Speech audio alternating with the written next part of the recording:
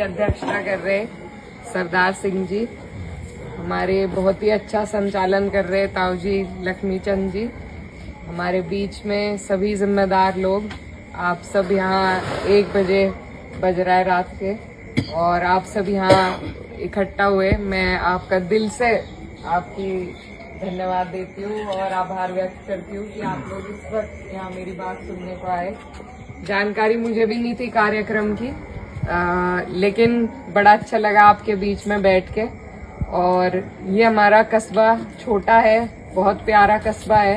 अगर इसको फेसबुक पर भी टैग करोगे तो वहां भी मिलेगा, व्हाट्सएप पे मैसेज करोगे तो आपके मुद्दों पे वहां भी रिप्लाई करेगा, ट्विटर पे भी मिलेगा और यूट्यूब पे भी मिलेगा, इंस्टाग्राम पे भी मिलेगा।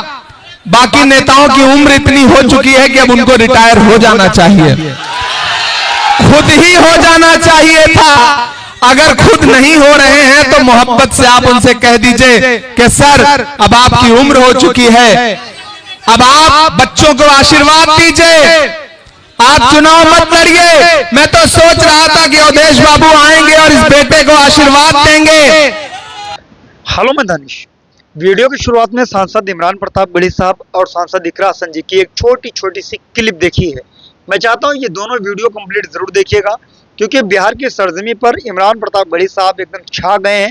उनका एक तूफानी भाषण एक जनसभा को संबोधित करने के दौरान ढेर सारी सुनाई है शायरी और सरकार को भी सुनाई है खरी खोटी।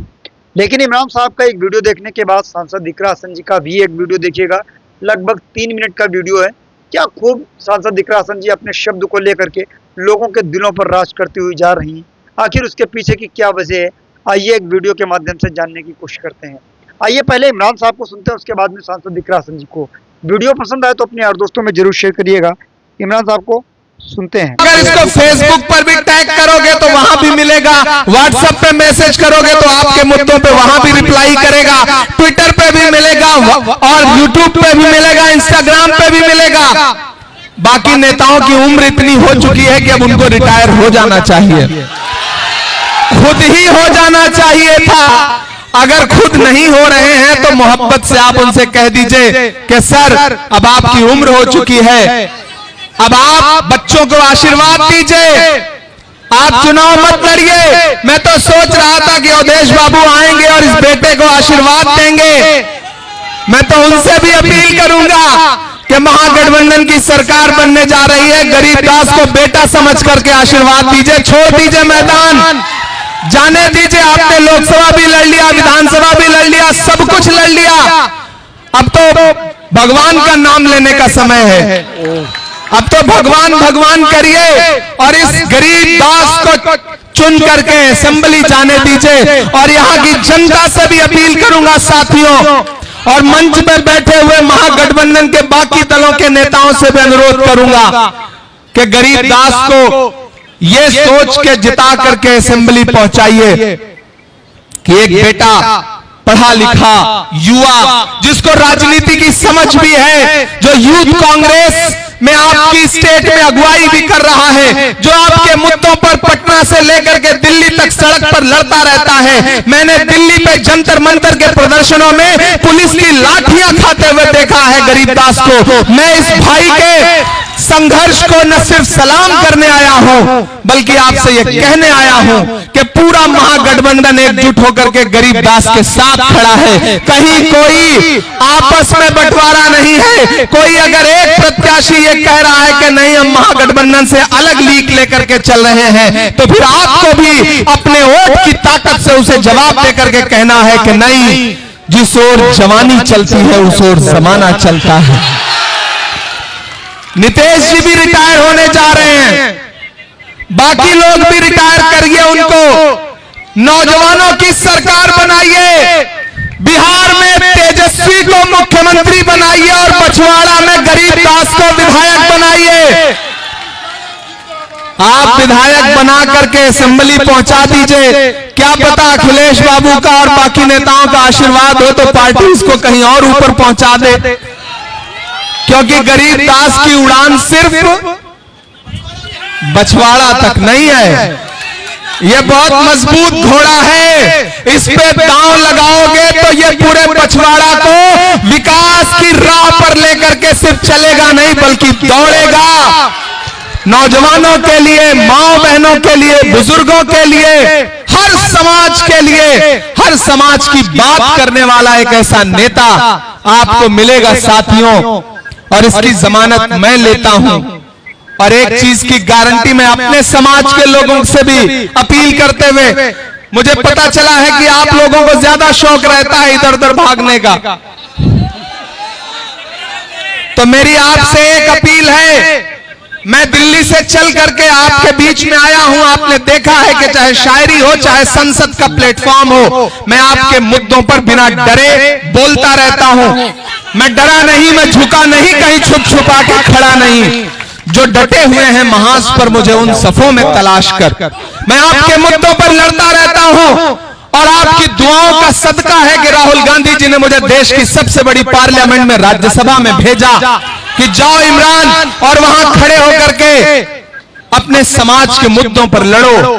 तो मैं आपको यह भरोसा दिलाता हूं कि आप अगर अपना एक एक वोट हाथ के पंजे के सामने वाली बटन पर दबाएंगे तो सिर्फ गरीबदास को नहीं जिताएंगे, इमरान प्रतापगढ़ी को भी जिताएंगे, अखिलेश बाबू को भी जिताएंगे, तेजस्वी यादव को भी जिताएंगे, साहनी जी को भी जिताएंगे।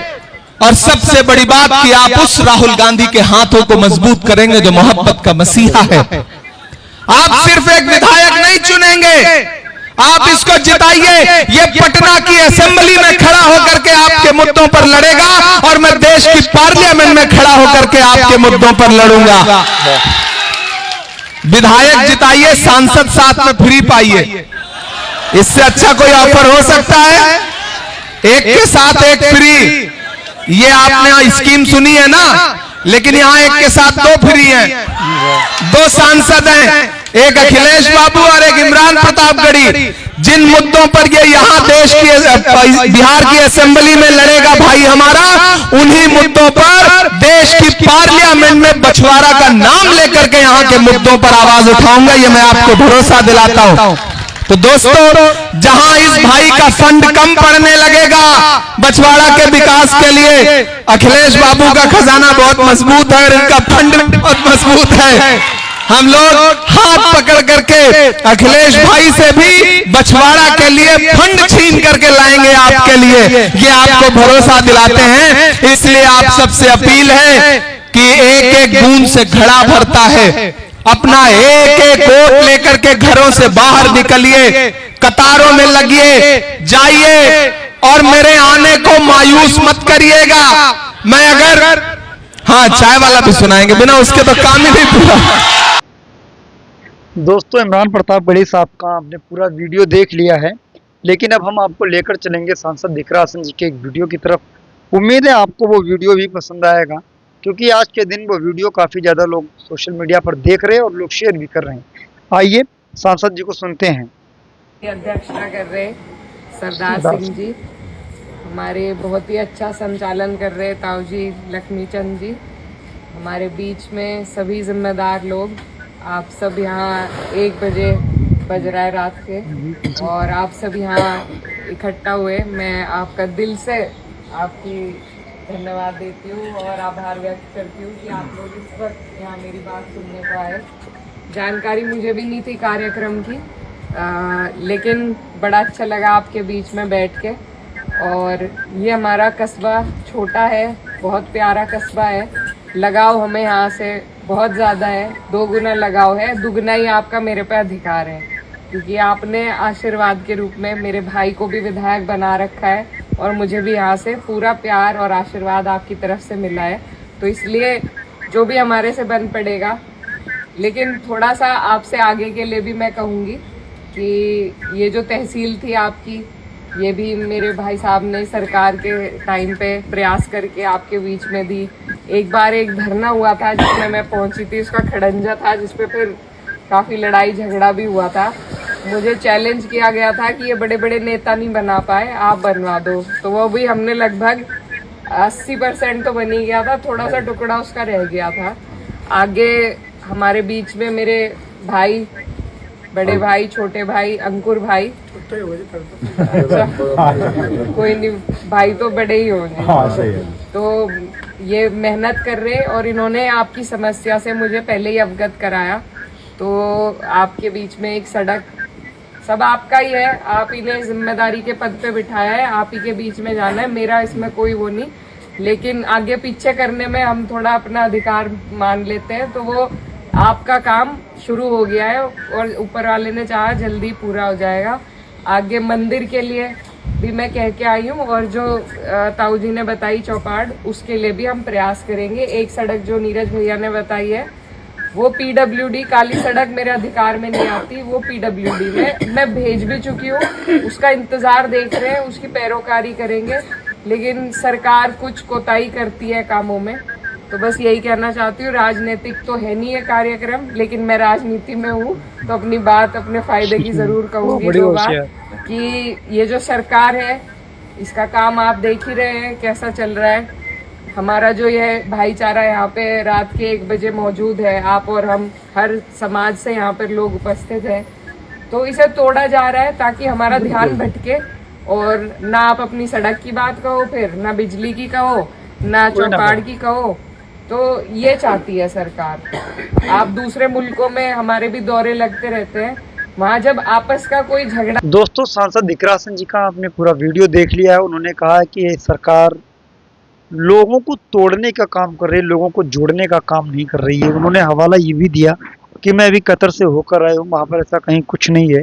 वहाँ पर लोग लड़ते हैं तो विकास के लिए लड़ते हैं, ना कि धर्म की लड़ाई लड़ते हैं। तो हमारे यहाँ भी धर्म की लड़ाई ज़्यादा, विकास की लड़ाई कम नज़र आती है। लेकिन इमरान साहब का भी आपने पूरा वीडियो देख लिया है। उन्होंने बिहार की सरजमी पर खड़े होकर के ये कहा है कि कुछ लोग ऐसे हैं बिहार की सरजमी पर जिनको अब अलविदा कह देना चाहिए राजनीति से, लेकिन वो आज भी अलविदा नहीं कह रहे हैं।